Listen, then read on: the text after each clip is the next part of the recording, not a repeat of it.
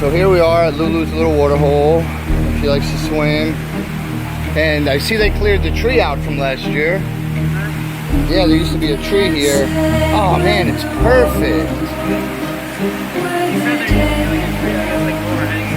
Yeah, no, it was actually, the tree was like all through the middle here.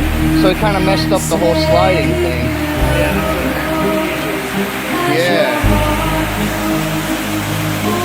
Right there, there's a hole, so you could, you know, get down here, crawl in there, jump in the hole, ice cold, then you can slide your butt down here like these guys, and you go swimming right there. It's really nice.